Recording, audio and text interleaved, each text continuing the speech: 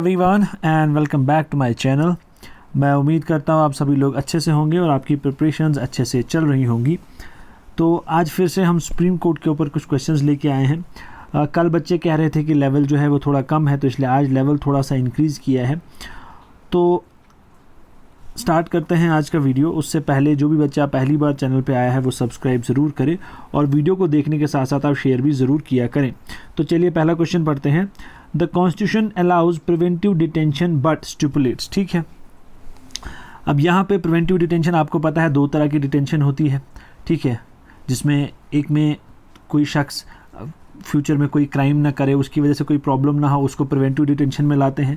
दूसरा ये होता है कि किसी ने कोई क्राइम किया है, उसको डिटेन कर लेते हैं। ठीक है, प्रिवेंटिव डिटेंशन में कोई ट्रायल नहीं होता है, लेकिन प्यूनिटिव डिटेंशन में ट्रायल होता है, उसके बाद सज़ा हो जाती है। ये सब चीज़ें उसमें होती हैं। डिटेंशन दो तरह की होती है। ठीक है, अब पहला ये कह रहा है कि that no one should be detained beyond 3 months unless an advisory board authorises detention beyond that period. ठीक है, सेकंड हमसे कह रहा है that the grounds for detention should be conveyed to the detenu before arresting him.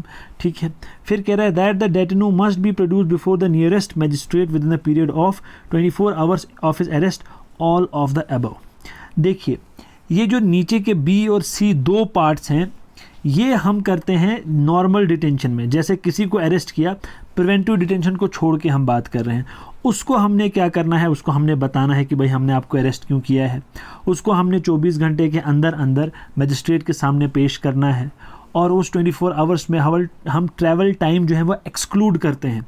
ठीक है, मान लीजिए 1 घंटा टाइम लग गया, उसको किसी जगह से उठा के आपने पुलिस स्टेशन में लाया, तो वो 1 घंटा जो है वो एक्सक्लूड किया जाएगा। ठीक है, लेकिन प्रिवेंटिव डिटेंशन में ऐसा नहीं होता है कि 24 घंटे के अंदर उसको मजिस्ट्रेट के सामने पेश करना है या बाकी चीज़ें करनी है। इसलिए इसका जो करेक्ट ऑप्शन है वो रहेगा आपका ऑप्शन नंबर ए। ठीक है, उम्मीद करता हूँ आपको समझ आया होगा प्रिवेंटिव डिटेंशन क्या है, प्यूनिटिव डिटेंशन क्या है। बोलने में गलती हो जाएगी तो उसके लिए माफ़ी चाहूँगा।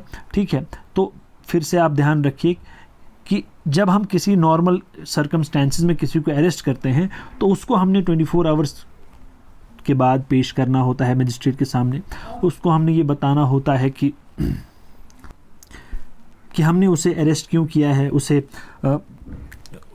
ये एडवोकेट के लिए उसके पास ऑप्शन होता है, अपनी मर्ज़ी का वो जो है चुन सकता है। ये सब चीज़ें उसमें आती हैं, लेकिन प्रिवेंटिव डिटेंशन में ऐसा नहीं होता। यहाँ पे कोई ट्रायल नहीं होता, कुछ नहीं होता, ताकि वो फ्यूचर में कोई बंदा ऐसा काम ना करे, इसलिए उसे डिटेन किया जाता है। ठीक है, अभी कह रहा है under a single integrated hierarchical judicial system the high courts in the state are directly under president, governor of state, union parliament, supreme court.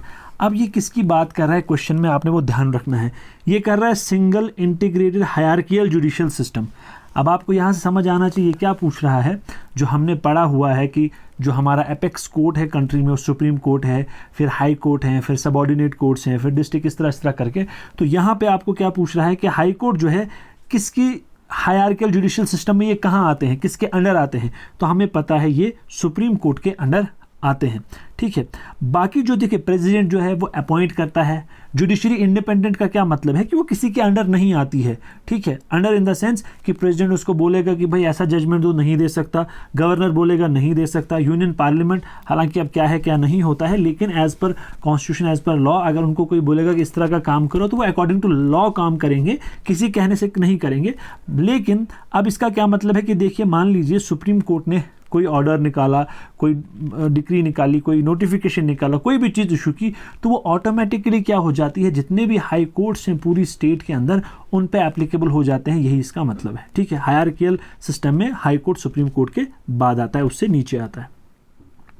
फिर आपका थर्ड क्वेश्चन है, which of the following writs is issued by the court in case of illegal detention of a person.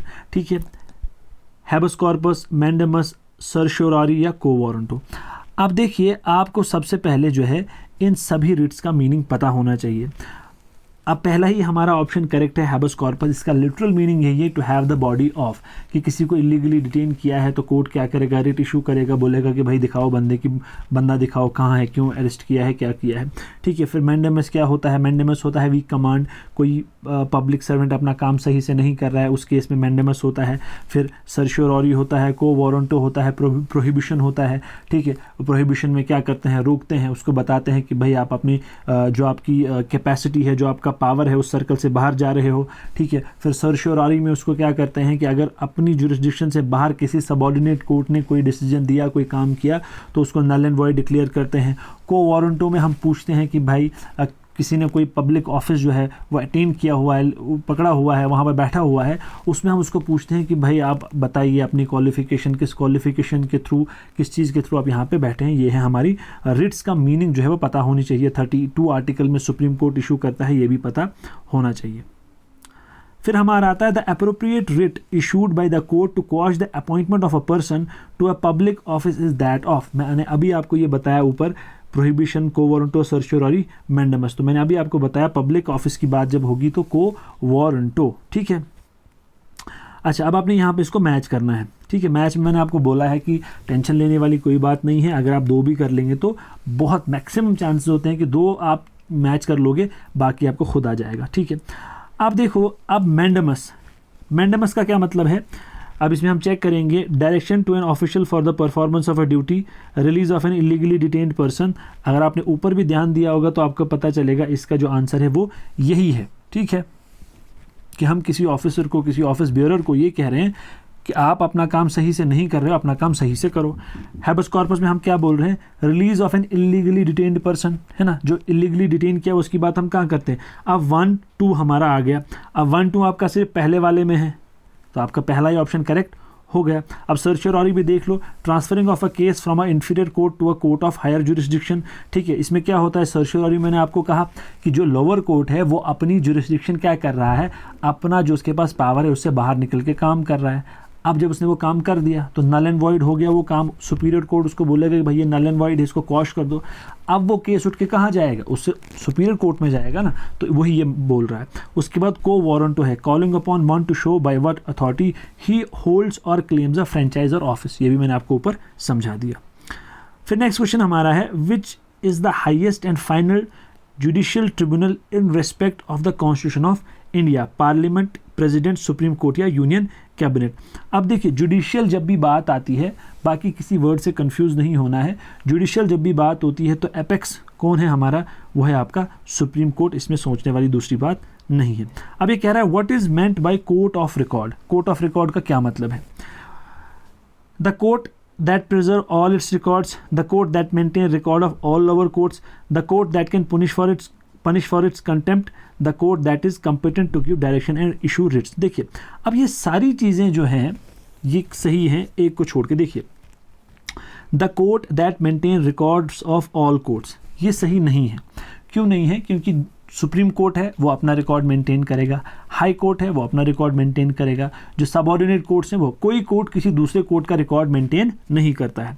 अब फिर कह रहा है the court that can punish for its contempt, बिल्कुल कर सकता है, ये ऑप्शन सही है। लेकिन हमसे पूछा ये है कि कोर्ट ऑफ रिकॉर्ड का क्या मीनिंग है।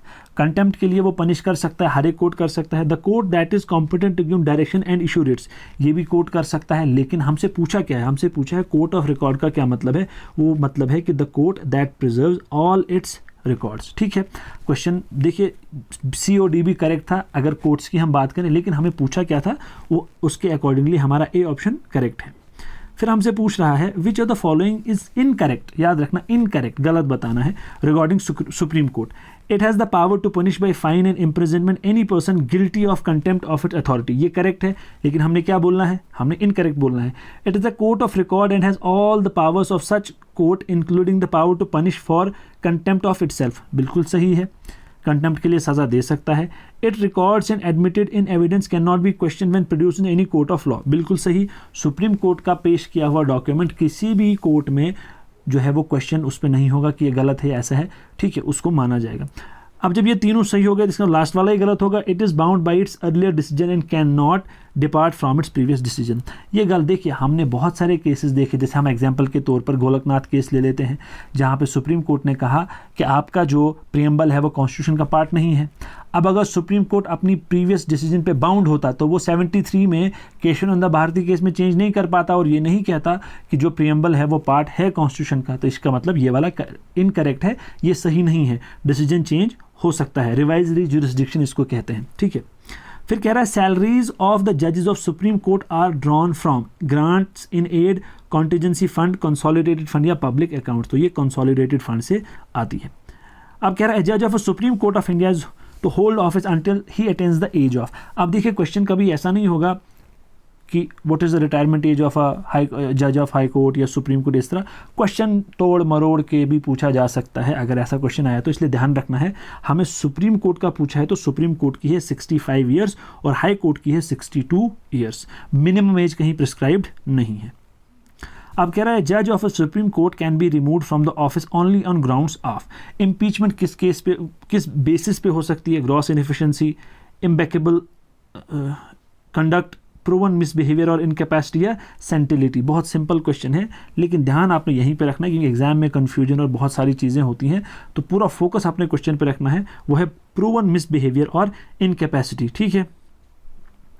फिर आपका आता है विच जज of the supreme court was unsuccessfully sought to be impeached. मतलब उसका इम्पीचमेंट प्रोसेस स्टार्ट हुआ था लेकिन फिर वो इम्पीच नहीं हुआ। ये भी याद रखना कि कोई भी जज आज तक इम्पीच नहीं हुआ है। अब ये कह रहा है HR Khanna, justice AN Grover, justice M Hidayatullah और जस्टिस रामास्वामी। तो इसका जो करेक्ट ऑप्शन है, ये फैक्चुअल क्वेश्चन है, ये आपका जस्टिस रामास्वामी है, ठीक है, याद रखना। ये फैक्चुअल क्वेश्चन है, इसमें कोई समझने वाली बात नहीं है। अब कह रहा है if parliament passes a law which is against the constitution it can be declared as unconstitutional by the supreme court, president, chief justice of India, a bench of high court जजेस। देखिए इसीलिए मैं कहता हूँ फोकस क्यों रखना है question पे, क्योंकि एग्जाम में ऑप्शन इस तरह के होते हैं कि आपको सोचने पे मजबूर करते हैं। हालांकि आपको क्वेश्चन आता भी है फिर भी आप ध्यान देने लगते हो कि क्या पता गलत ना हो जाए, क्योंकि एग्जाम में बहुत स्ट्रेस होता है। तो सिंपल एंड शॉर्टकट चीज़ है, इसका आंसर है सुप्रीम कोर्ट। अब यहाँ पे चीफ जस्टिस ऑफ इंडिया भी है, बेंच ऑफ हाई कोर्ट जजेस भी है। अब देखिए ये हमने आर्टिकल 13 में पढ़ा हुआ है, जुडिशियल रिव्यू, इसी को हम कहते हैं कि पार्लियामेंट जब कोई लॉ पास करता है तो सुप्रीम कोर्ट के पास पावर है, जुडिशरी के पास पावर है कि वो क्या कर सकती है, वो कॉन्स्टिट्यूशन को उसकी कॉन्स्टिट्यूशनैलिटी को चेक कर सकती है कि ये कहीं फंडामेंटल राइट्स को वायलेट तो नहीं कर रहा, कॉन्स्टिट्यूशन को वायलेट तो नहीं कर रहा, तो वो हमारा जुडिशियल रिव्यू में आता है। अब देखिए बेंच ऑफ हाई कोर्ट जजेस भी सही नहीं है। अब अगर यहाँ पे सुप्रीम कोर्ट और एक और ऑप्शन हाई कोर्ट होता तो जुडिशरी के पास पावर ये है तो वो फिर आपको दोनों करने थे, लेकिन यहाँ पे एज पर ऑप्शन हमारा सिर्फ सुप्रीम कोर्ट है तो सुप्रीम कोर्ट ही करेक्ट हो जाएगा। अब कह रहा है the power of judicial review ensures, मैंने अभी आपको समझाया, आप देखते हैं इसका आंसर कौन करता है। The supremacy of the supreme court, that supreme court can review its own judgment, the constitutionality of laws justice by the subordinate courts. अब supremacy of the supreme court, ये तो है बिल्कुल सही बात है, मगर ये जुडिशियल रिव्यू हमें सुप्रीमेसी नहीं बताता है, तो पहला ऑप्शन हमारा गलत हो गया। That supreme court can review its own judgment, कर सकता है लेकिन उसको हम रिवाइजरी जुरिस्डिक्शन कहते हैं, उसको हम जुडिशियल रिव्यू नहीं कहते हैं। द कॉन्स्टिट्यूशनलिटी ऑफ लॉज, ये वाला हमारा ऑप्शन सही है कि जुडिशियल रिव्यू में हम चेक करते हैं कि लॉ कॉन्स्टिट्यूशनल है या नहीं है। Justice by the subordinate courts, ये तो कहीं कहीं मिल ही नहीं रहा है तो इसको हम पढ़ेंगे ही नहीं।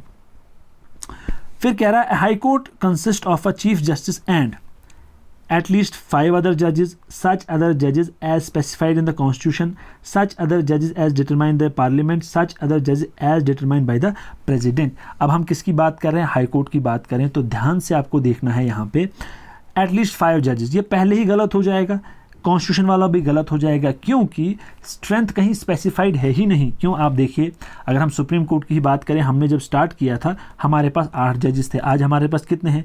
34, है ना। तो ये डिसाइड होता है एज पर वर्कलोड, कितना काम है उसी के अकॉर्डिंग जो है वो बढ़ाता है।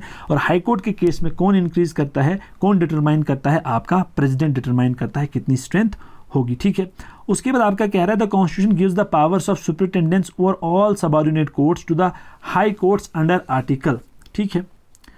अब हाई कोर्ट के नीचे जितने भी कोर्ट आते हैं, डिस्ट्रिक्ट कोर्ट, मुंसिफ कोर्ट, जो भी सबऑर्डिनेट कोर्ट आता है, कौन सा आर्टिकल जो है पावर देता है उसको? जैसे सुप्रीम कोर्ट जितने भी बाकी कोर्ट्स हैं उनके ऊपर है। उसके बाद स्टेट में आपका टॉप एपेक्स जुडिशियल बॉडी कौन सी होती है, वो होती है हाई कोर्ट, और फिर बाकी डिस्ट्रिक्ट कोर्ट्स वगैरह आते हैं। तो वो आपका आर्टिकल कौन है, वो आपका आर्टिकल है 227। ये आपको मैंने पढ़ाया हुआ है, जब हमने रिमूवल ऑफ डिफ़िकल्टी ऑर्डर किया था वहाँ पे इसका जिक्र हुआ था, तो मैंने आपको ये वहाँ पे बताया हुआ है।